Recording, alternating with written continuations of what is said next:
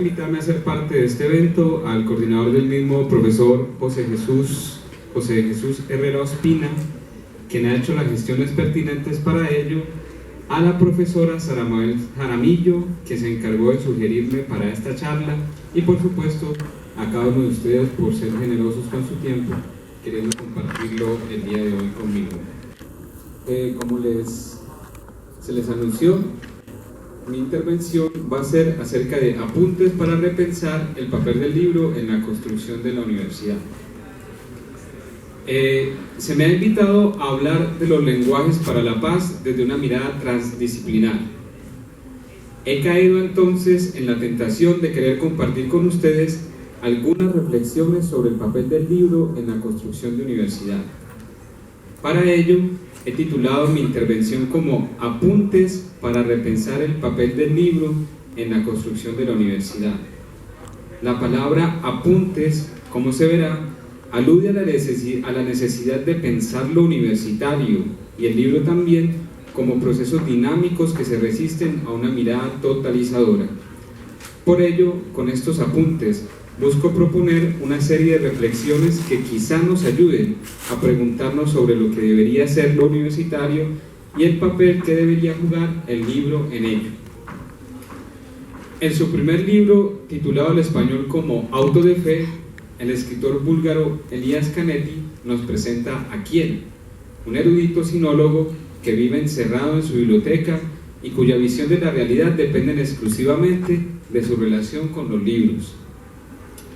Como sucede con el Quijote de la Mancha de Cervantes, Kiel es un personaje habitado por la locura y la fascinación por la lectura.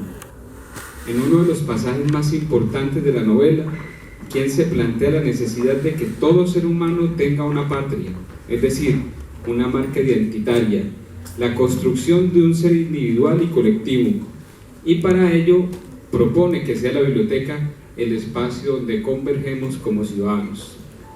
Todo ser humano necesita una patria, cito, abro comillas, pero no una tal como la entienden los patrioteros primitivos, ni tampoco una religión, insulso anticipo de una patria ultraterrena.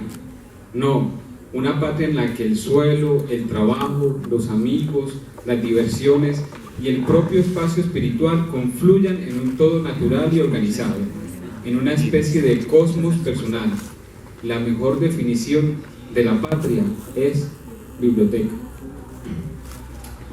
La biblioteca, como el lugar por excelencia de los libros, debe plantearse como una posible patria que es necesario conocer y con la cual es imprescindible establecer algún lazo que nos permita ahondar en nuestro quehacer y en nuestro ser. Quien no ha logrado construir una biblioteca en su hogar se está perdiendo de la posibilidad de transitar por un territorio pleno de pasajes que no dejan de maravillar al transeúnte. Hay libros montaña, cuya lectura requiere, como en el caso de los alpinistas, preparación y equipos necesarios para hacer escalada. Hay libros laguna, cuyas aguas refrescan la sed de vivir y en cuya sumersión encontramos la vida que yace en su interior. Infinidad de palabras que como peces se comen unas a otras, transitan largos viajes para ahogar en algún rincón secreto donde nacerán nuevas palabras. Hay libros que son un oasis en el desierto de la existencia. Hay libros mar, cuya inmensidad nos conmueve profundamente y a cuyas orillas deseamos volver cada tanto para beber la sensación de eternidad, acaso, de plenitud en otras, de amor quizás. En este sentido, la universidad debería pensarse como el espacio ideal en el cual esta patria, la que nos facilita los libros, es posible. Un centro de educación superior que no se plantea el papel que juega su biblioteca en el desarrollo de los seres humanos que tiene a su cargo, empobrece sus posibilidades de ser y la de estos seres.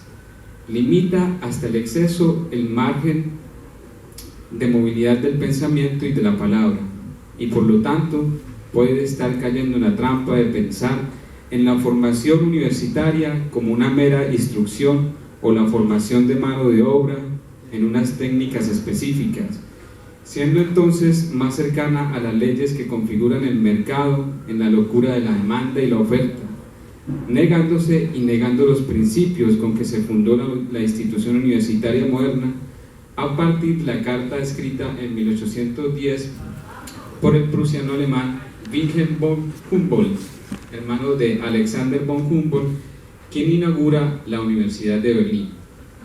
Bueno, voy a hacer aquí un paréntesis para referirme a lo que he abordado hasta este momento.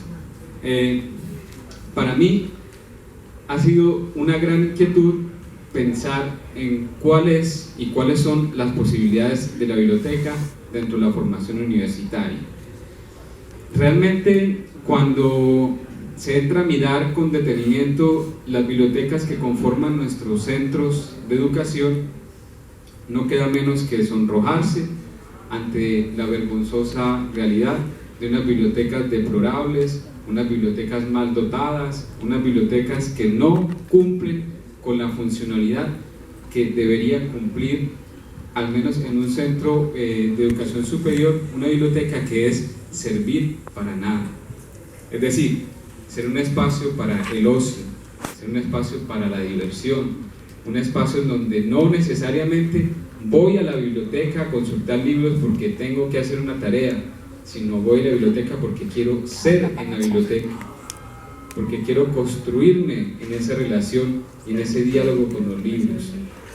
Un centro de educación superior que niega sistemáticamente la posibilidad de construirme en ese diálogo con los demás, que podemos llamar a esos demás libros, niega también la posibilidad de ser, y de ser institución universitaria y de ser nosotros dentro de ella.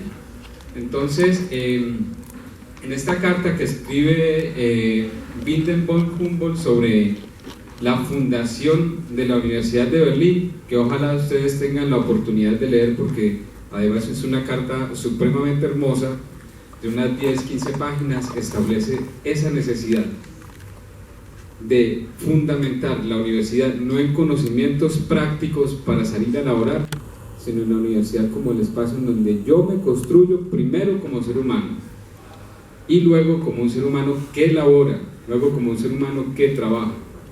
Pero el principio fundamental de la universidad es, al menos de la universidad moderna, a partir de esta carta de von Humboldt y de la Universidad de Berlín, es ese llamado a construirnos como seres humanos dentro de lo que llamamos universidad. Muy bien. Para Wilhelm von Humboldt, la universidad debe ser un establecimiento de cultura general, una alma mater que reúna todas las disciplinas sin tratar de impartir una apariencia de formación profesional.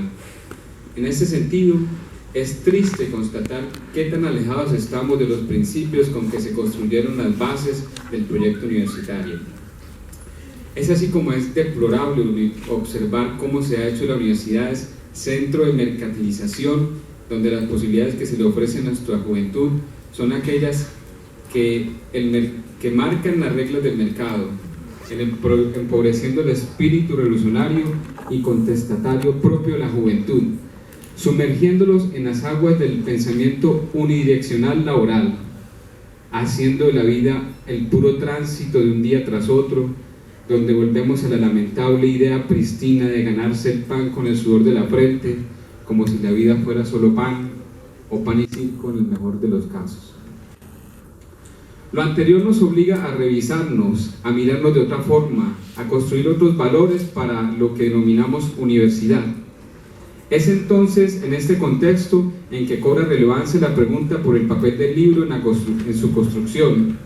Cuando digo libro, no me refiero al objeto exclusivamente, sino más bien a lo que ocurre en él. El libro no existe si no es a partir de su tránsito puro, es decir, de la lectura. En el libro convergen escritor o escritores, culturas, lectores del pasado y del futuro, lenguajes, proyecciones, lugares del ser. El libro es el lugar para el encuentro con otras presencias, incluyendo otras que me habitan a mí. El libro es el hogar de las presencias. En este orden de ideas, la importancia que tiene la lectura y el libro la podemos rastrear asimismo en obras como Fahrenheit 451 de Ray Bradbury. El título de la obra hace alusión a la temperatura en la escala Fahrenheit a la que el papel y los libros arden. La novela cuenta la historia de Montag, un bombero encargado de quemar libros por orden del gobierno. En la historia, Montag conoce a Clarice MacLean, una joven que afirma de ella misma: tengo 17 años y estoy loca. Mi tío dice que ambas cosas van siempre juntas. Cuando la gente pregunte la edad, contesta siempre: 17 años y loca. Clarice lleva a Montag a hacerse una serie de cuestionamientos sobre la felicidad y el hecho de quemar libros para el gobierno. En esta obra, Bradbury se plantea la pregunta de qué pasaría en una sociedad que llega al extremo, no solo tecnológico, sino social e ideológico, en el cual se implanta un régimen de orden para la felicidad. En este tipo de sociedades, la felicidad es homogénea y es controlada. En este sentido, la lectura, los libros son censurados, pues, abro comillas, entre más sabe el hombre, más infeliz es. Es en este contexto en que aparece la mirada de Clarice, quien incita a Montag a buscar en los libros otra forma de ser feliz, o aún mejor, a no depender de la felicidad como único motor de la existencia. No vivimos para ser felices, sino para ser, lo que quiera que se entienda por ello. Ser en el sentido más amplio y extenso de la palabra. Abro comillas. La mayoría de nosotros no podemos andar corriendo por ahí, hablando con todo el mundo, ni conocer todas las ciudades del mundo, pues carecemos de tiempo, de dinero o de amigos. Lo que usted anda buscando, Montag, está en el mundo, pero el único medio para que una persona corriente vea el 99% de ello está en un libro. Cierro comillas. Ciertamente se advierte en la obra de Bradbury el peligro que puede traer un libro a quienes han pretendido desde siempre controlar las vidas y las formas de ser y de actuar de los individuos. Así se advierte en la novela cuando se lee, abro comillas: ¿sabe usted por qué un libro como este es tan importante? Porque tiene calidad. ¿Y qué significa esta palabra? Calidad para mí significa textura. Este libro tiene poros, tiene rasgos. Si lo examina usted con un microscopio, descubrirá la vida bajo la lente, una corriente de vida abundante e infinita. Cuantos más poros, más pormenores vivos y auténticos podrá usted descubrir en un centímetro cuadrado de una hoja de papel. Más letrado es usted. Comprende ahora por qué los libros son temidos y odiados. Revelan poros en la cara de la vida. La gente cómoda solo quiere ver rostros de cera, sin poros, sin vello, inexpresivos. Este es un tiempo en el que las flores crecen a costa de otras flores, en vez de vivir de la lluvia y la tierra. Cierro comillas.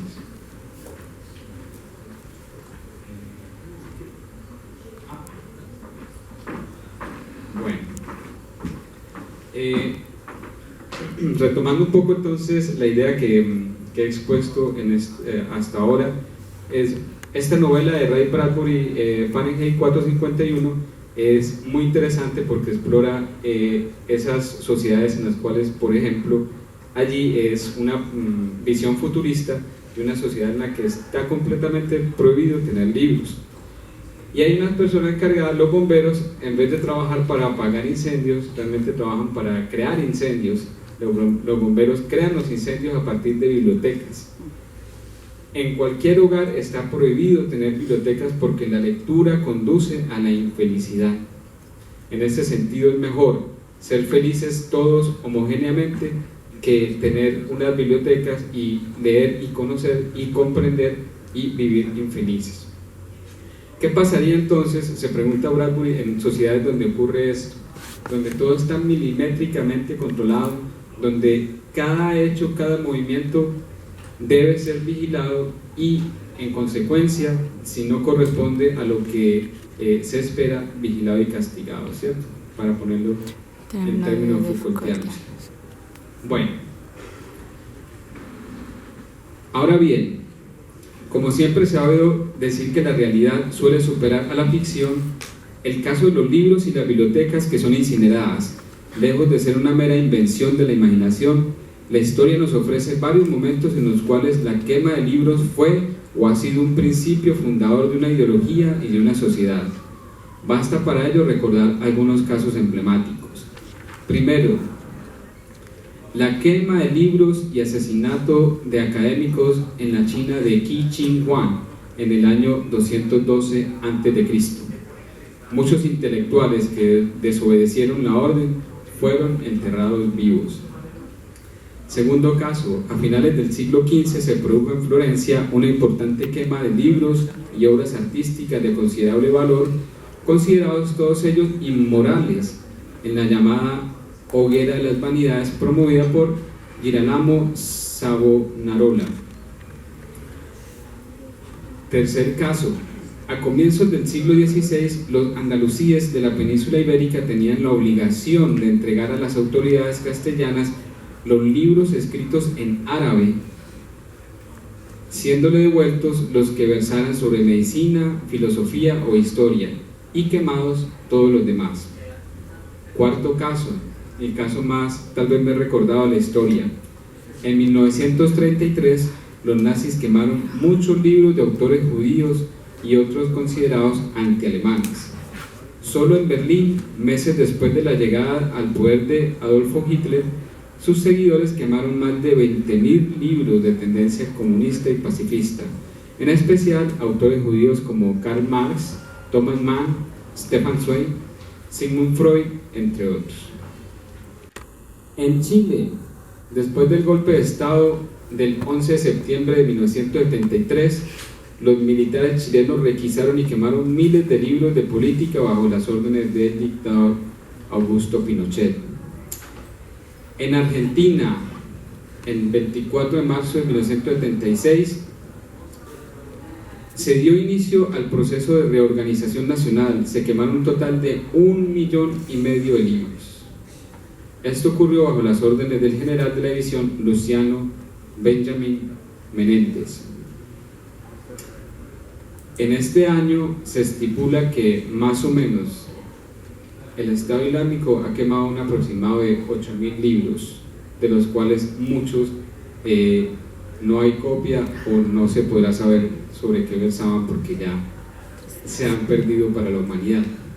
Y en Colombia, como no podía faltar, tenemos también un caso emblemático.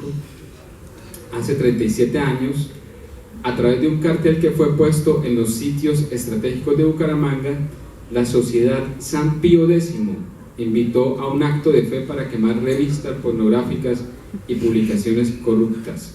El 13 de marzo, de Karl Marx, de Marcel Proust, y quien presidió o quien motivó a esta quema de libros fue nada más y nada menos que nuestro no tan bien querido procurador Alejandro Ordóñez. Bueno, entonces ahí notamos cómo en sociedades que pretenden, que desean ser totalizantes, lo primero que hay, o uno de los rasgos más emblemáticos, más visibles y más profundos, es empezar con la quema de libros, ¿cierto? El rechazo a la otredad, el rechazo a la posibilidad de que seamos muchos, de que tengamos muchas formas de pensar, de que tengamos muchas formas de converger en la realidad. Bien, ahora bien, para el poeta Heinrich Heine, donde se queman los libros, abro comillas, donde se queman los libros, se termina también quemando personas. Es una afirmación clara y contundente. Todo aquel que empieza quemando libros termina quemando personas. Y estos casos que he enumerado aquí, que son apenas algunos de muchos casos, son la prueba fidedigna de ello. En esta misma línea de pensamiento, quien, el personaje principal de la novela Auto de Fe, de la que ya les hablé, se lamenta del lugar a que irá a parar el mundo al afirmar, abro comillas, pobres generaciones futuras, están perdidas. Heredarán de nosotros 1 millón de mártires y los instrumentos de tortura para torturar al segundo millón. Cierro comillas.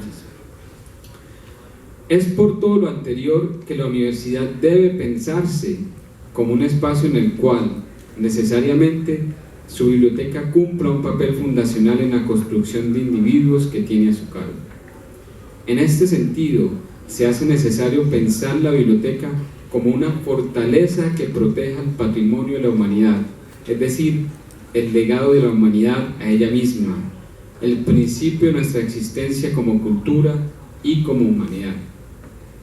Está claro que si no hubiese el sentido del legado, que si no hubiese la transmisión de una generación a otra, no estaríamos en el lugar en que estamos, al menos bajo la idea del pensamiento, bajo la idea de la, entre comillas, evolución, ¿cierto?, del pensamiento.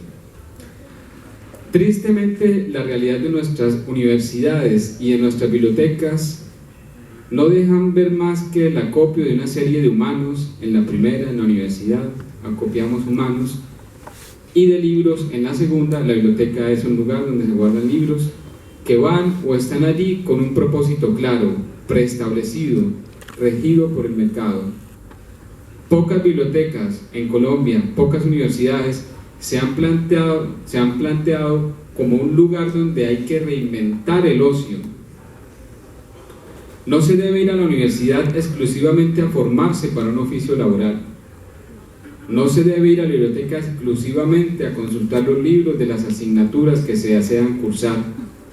La universidad, y muy especialmente dentro de ella, las bibliotecas, deben ser el lugar que reemplace al ocio que nos ha arrebatado el podio de la idiotez y la estulticia que se ha dado por llamar televisión. En palabras de Bradbury, la televisión, esa bestia insidiosa, esa medusa que convierte en piedra a millones de personas todas las noches mirándola fijamente, esa sirena que canta y llama, que promete mucho y que en realidad da muy poco. La televisión se encarga de estupidizar a la gente, afirma un filósofo argentino. La biblioteca es una mejor opción de ocio, concuerdo. Por lo anterior, es necesario que haya en cada una de las bibliotecas de las universidades colombianas una amplia amalgama de libros que versen sobre literatura, filosofía, artes, lenguas, astronomía y demás conocimientos considerados inútiles por un modelo económico actual. El dinero, dice Canetti, abro comillas, para los analfabetos es la prueba definitiva en todo orden de las cosas: la amistad, la bondad, el poder, la cultura o el amor. Cierro comillas. En consecuencia, y contrariando lo soñado por Wilhelm von Humboldt, las universidades de hoy se han convertido en un negocio rentable. Lejos de ser el lugar donde el pensamiento y los conocimientos se ejercitan, es muy común ver hoy en día centros de educación superior en los cuales el único móvil es la lógica empresarial. En consecuencia, también se ha hecho los maestros burócratas al servicio de la gestión comercial de las empresas. Afirma el filósofo italiano Lucio Ordine en la obra La utilidad de lo inútil que los profesores, abro comillas, pasan su jornada llenando expedientes, realizando cálculos, produciendo informes para, a veces inútiles, estadísticas, intentando cuadrar las cuentas de presupuesto cada vez más magros, respondiendo cuestionarios, preparando para obtener míseras ayudas, interpretando circulares ministeriales confusas y contradictorias. En este sentido, las universidades muy posiblemente y muy especialmente en Colombia han abandonado esa idea que alguna vez seguramente las habitó, y es que la universidad es un centro para ejercitar el conocimiento.